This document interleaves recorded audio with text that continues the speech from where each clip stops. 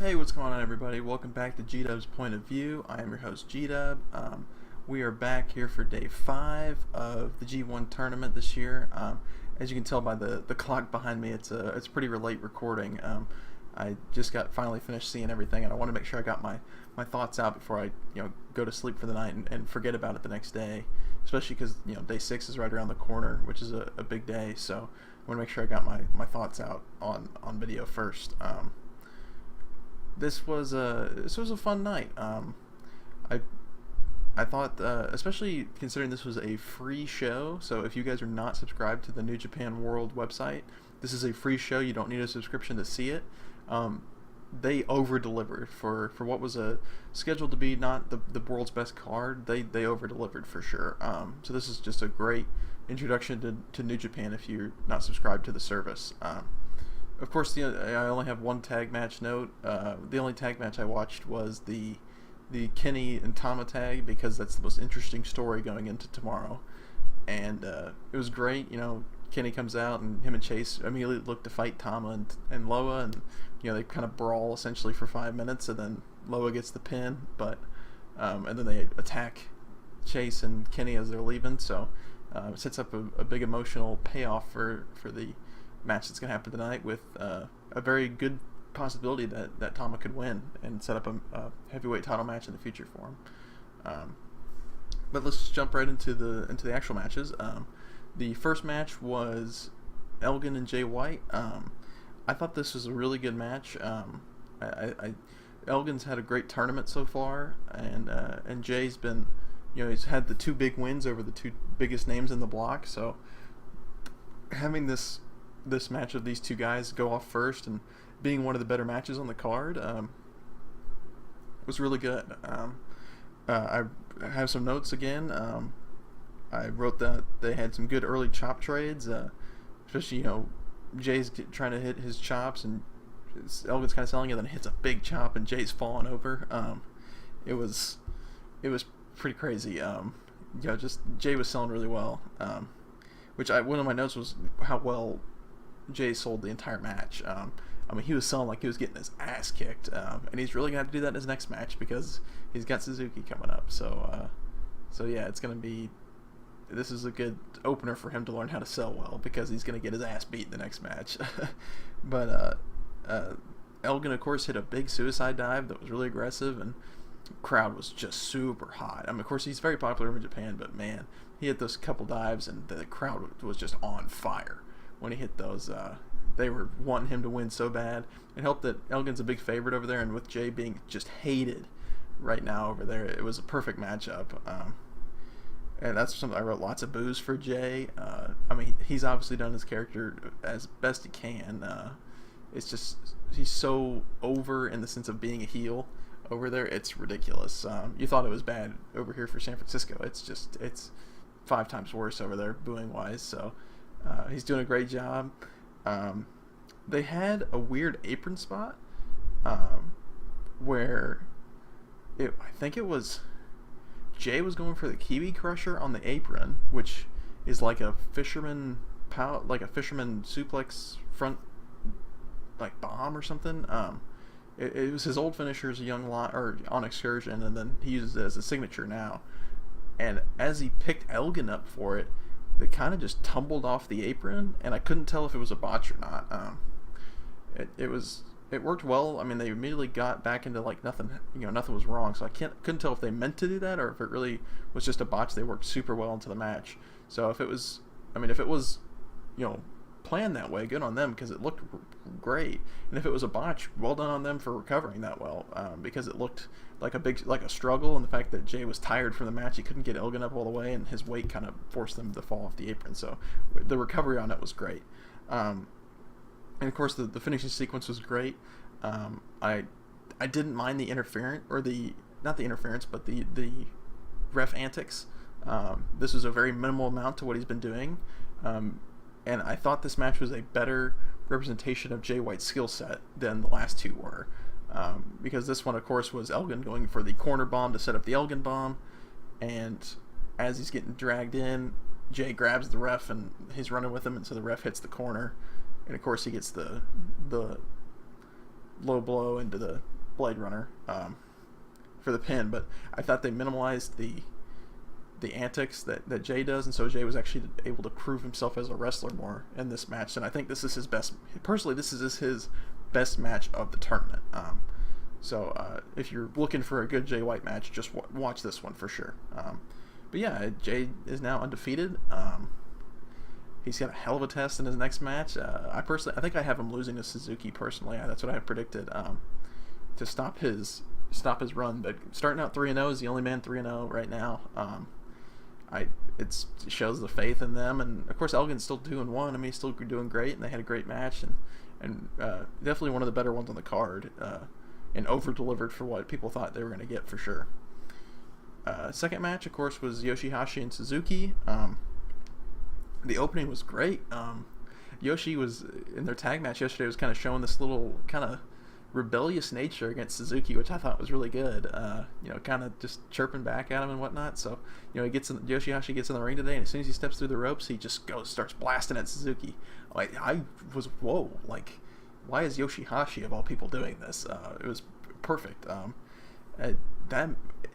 The match had some weird moments, but the opening was great. That first 2 minutes was great. Yoshi looked like $1 million. The note I have written down is this match, especially for the first bit, was brutal and torturous. Suzuki was just pounding him away. It was insane. I felt bad for him. I did note there was some awkward offense from Yoshihashi. One in particular was the top rope blockbuster, or he calls it the headhunter, but it's a blockbuster like what Seth Rollins does, if you're familiar with that. I don't know if he missed or if Suzuki just didn't know exactly what to do. I'm assuming it's Yoshihashi kind of he didn't hit the head right. He didn't grab the neck right, so Suzuki kind of just fell over. And there was another spot where Suzuki didn't know kind of what move Yoshihashi did, so he didn't really know how to sell it.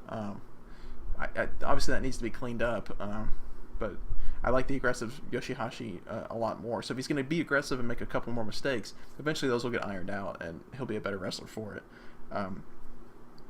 A big thing was Yoshihashi's thing is he has the Karma finisher, which is the pump handle driver, which is very similar to the Pentagon driver, if you've seen that from Pentagon Jr. But he also has this thing called the butterfly lock, which is the submission, his signature submission he goes for. Suzuki was selling that like crazy. They had some long butterfly lock holds, and of course Suzuki got his foot on the rope, but then he was just exhausted. I thought that was really good. It showed that if Yoshihashi effectively locks that hold in, it's going to wear someone down. And credit to Suzuki for selling it so well. And of course the finish was just extremely hard hitting. Suzuki's just layering up with his hits and picking his head up so he can hit him some more.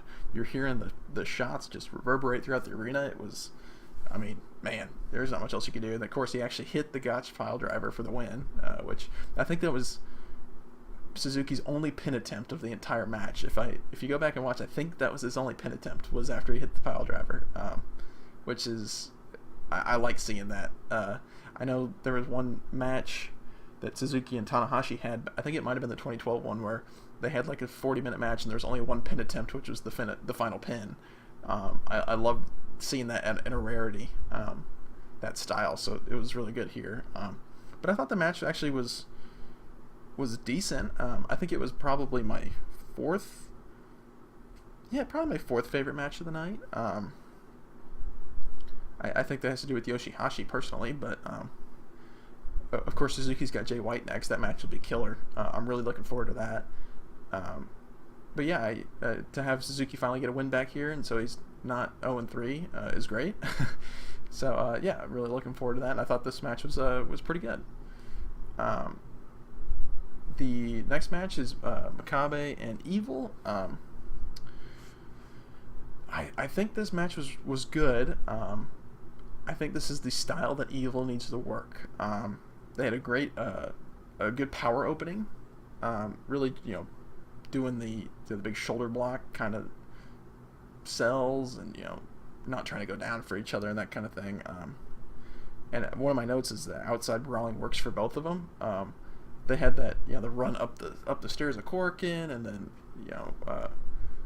Evil goes for the big running boot like Hiromu kind of did, and then gets blocked, and Makabe hits a big clothesline, and Makabe kind of walks him down, and they do the chair spots, and the brawling works for both of them. I think this is kind of me realizing that this is a style that Evil can work. This fits his brawling, kind of weird nature, where the brawling on the I think if he incorporated more outside brawling in his matches, they'd be better. I think they fit his character better. I think they fit him as a wrestler better. But yeah, I really enjoyed it. One of my notes is Makabe sold great. Every time Evil got some offense in, Makabe sold it like death. And Makabe's just shown me so much this tournament. My eyes were kind of opened during that IC title match in March. March. Against Suzuki, and he's proving it in these first 3 matches with who was it? Yoshihashi, Suzuki, and now Evil. The guy can work. I mean, there's a reason he's a heavyweight champion, or was, and still around and still in these G1s. He's proven to me he's such a good worker. And I really like seeing him, and especially in these brawl style matches. They both were just pounding each other, though, especially towards the end. They were lighting each other up. Of course, Evil got that Banshee muzzle hold, which is like his new, kind of signature submission, and Makabe's selling it like he's just going to pass out. And they're both clubbing each other, and of course Evil gets the pin in about 10 minutes and hits his finisher, and it's a good win for Evil. Going over someone like Makabe, who's having the tournament he is it's a good look. I definitely approve. But yeah, I there's not too much to say about this.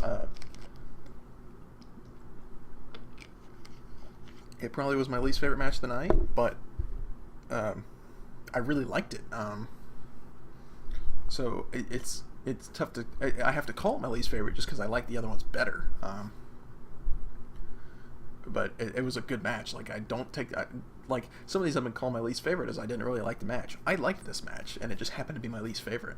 So this is just a great night overall. So it just happened to be the one that fell into my least favorite category. But yeah, thought the match was good. Really showed what both guys can do, and it showed me that Evil has the style that can work for him. Of course, the semifinal match was Tanahashi and Fale. These guys have, I think I heard on commentary, this is their 5th meeting or something like that. And they were 2-2, or Fale had won the last 2, so I had personally predicted Fale. Of course, the opening was just on fire. I mean, Tanahashi comes out and immediately drop kicks Fale's leg and starts targeting it. What a great babyface way of dealing with things. Is a bigger man, you're going to go target a leg.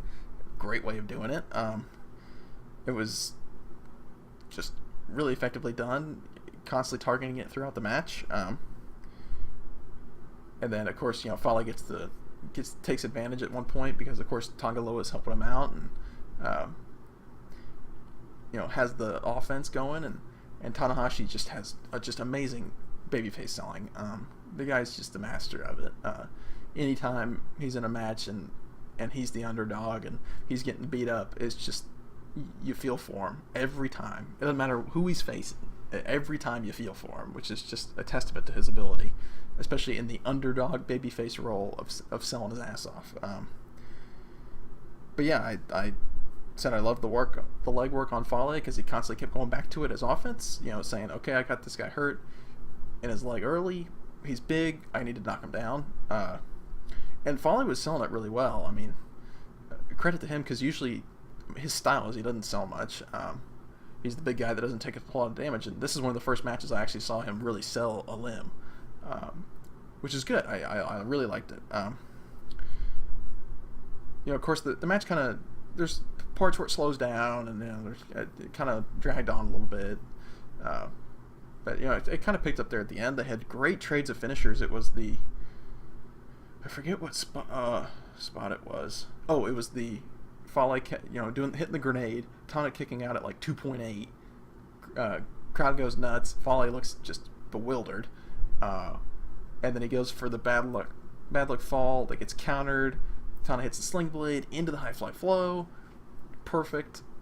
I thought the trade was so good there. And then of course Tana goes for the pin. Gets two. Loa pulls Red Shoes out, jumps in the ring. Fale and Loa start beating Tanahashi up. Eventually Tanahashi counters. Gets Loa hurt. Hits like a twist and shout or something on Loa. Then hits a sling blade on Fale. It looks like he's going to do well. And all of a sudden he turns around and there's Tama to hit a big gun stun. And Tama's standing over him talking shit. Fale eventually crawls over, throws an arm on him.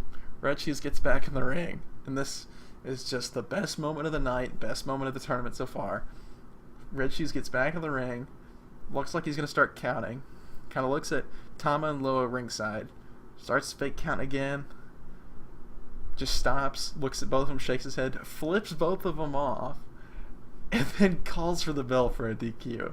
It's just because I think the camera didn't really catch it too well, but they showed Red Shoes getting knocked out when Loa pulled him out, but he was kind of up, like on his knees, like in watching the ring, recovering when Tama hit the gun stun. Like he saw the interference, and so he sold it as like he didn't know Loa interfered technically, but of course he did. But he saw Tama visually interfere, which is why he called for the DQ. But of course, it's Red Shoes, so he just stops, flips both of them off, calls for the bell. They kind of go to attack him, but he escapes, and the Young Lions kind of protect him.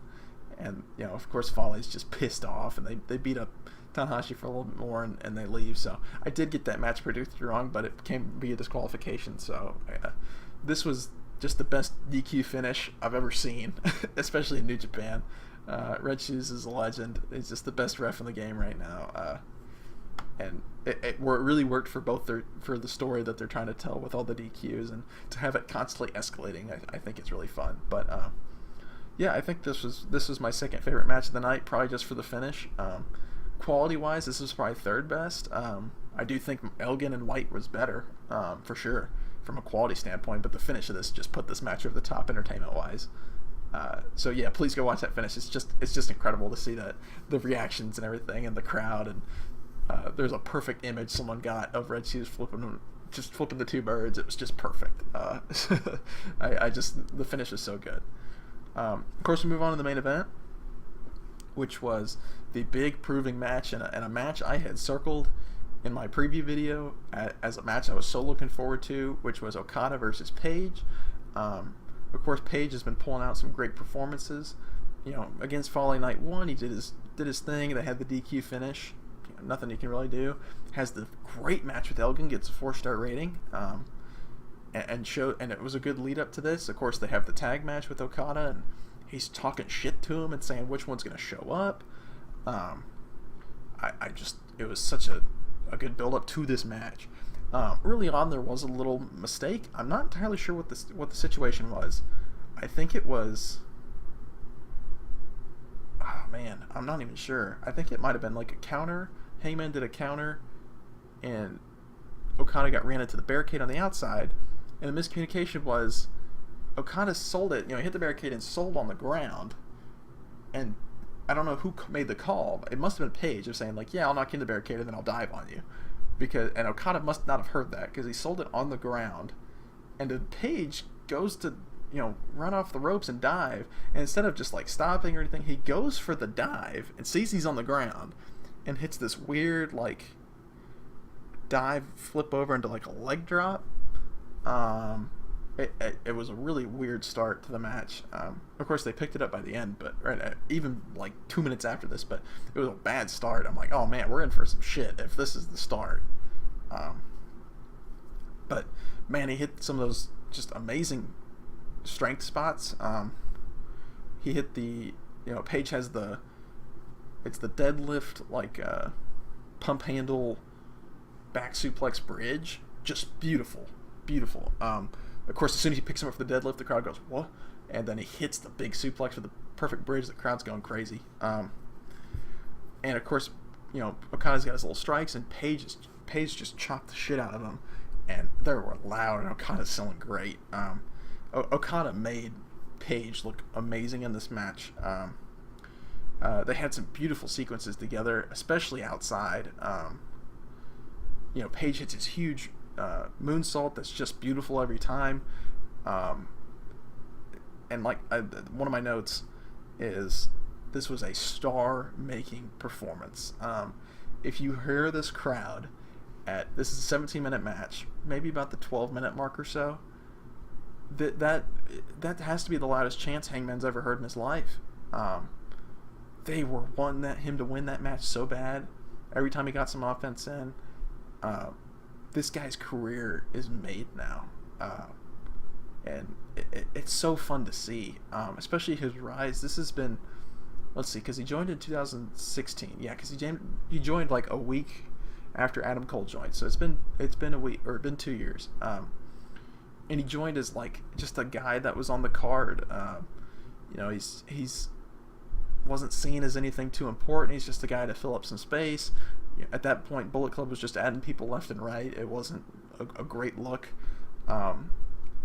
Kenny had made some comment at some point in an interview somewhere saying like, yeah, some of these guys. This is after. Oh, it was a Q&A they did, like live streamed. It was saying something about some of these guys are going to get added, but they're just here to. That's not our decision. It's a booking decision, and this is with Paige in the room, and he's not talking about Paige necessarily, but people thought of him that way. He's just kind of there to fill space and be an extra guy on the card, and of course last year he started to really break out, and towards the end of the year he proved himself. He had that huge spot at Final Battle with the moonsault off the balcony at Manhattan Center, and this year he had some great matches, especially a great match with Kenny and a great singles match, and then he goes into this G1 and has a chance to prove himself, and he does, against arguably the greatest wrestler on the planet. And to see where he's come, especially because I saw him wrestle at the end of 2016 in person here in Texas, and no one knew who he was. He was just a Bullet Club member, no real personality, no one really gave a fuck who he was. And to see where he is now, and to have this crowd in Japan just fall in love with him, and to have the American fans start to fall in love with him is so awesome to see. And I'm so happy for him because he's put in the fucking work. And the finishing sequence of this match was so good. It was it was the Rainmaker counter, and he did like the Will Ospreay float over. It wasn't as smooth as Ospreay, obviously, but it was really, really cool to see a heavyweight do that kind of counter. And then he hit the big discus lariat. Of course, it's buckshot lariat. It's all match were fantastic. But he hits the big discus lariat, and then Okada counters with his own discus lariat, and then hits the Rainmaker for the win. The finish was so good, made both guys look great. Okada was great. This is his best this is his best match, I think, of the tournament so far. Even against, this is for sure his best match of the tournament so far. And Paige is set. Of course, his next match against Tanahashi, which is another big test, but if he just goes out there and performs like he did tonight, I don't see any problem, and he could end up just very well from these two matches, could be the MVP of the tournament. So a huge shout out to Hangman Page for stepping up and being the MVP of the night, potential MVP of the tournament, and really making his name known. I'm so happy for him and so proud of the work that he's put in. I feels like I know him personally, but I'm not. I feel seeing him at such an early stage in the Bullet Club to where he is now, I'm just so proud of where he's gotten. That really does it for tonight. Of course, Jay White's leading the block at 3-0. The only person at 0-3 right now is Yoshihashi, and then everyone else is either at 2 or 4 points. Nothing too serious. Of course, Okada and Suzuki finally got on the board. Of course, tonight, here in about 3 hours or 4 hours, there's another big show. Of course, main evented by Ishii and Goto, which if the way both these guys are wrestling, especially last night with their respective matches against Omega and Naito, they might pull out a 5-star classic. Those never open fights are always fun to watch, and to give them the main event spot is great. And of course, you have the biggest storyline match probably in the whole tournament of Kenny versus Tama, which, I mean, I'm very curious to see who wins that. Of course, I predicted Kenny, but this is before all the stuff in San Francisco went down, so it's very possible Tama could get that win, but I'm very interested to see what happens. So again, thank you guys so much for watching. If you made it to this point, please share this video if you found it enjoyable, and please subscribe if you want more. I'm still putting out daily reviews and going over everything. So again, thank you so much for watching, and I will see you guys most likely tomorrow, or either later today or tomorrow with my day 6 review.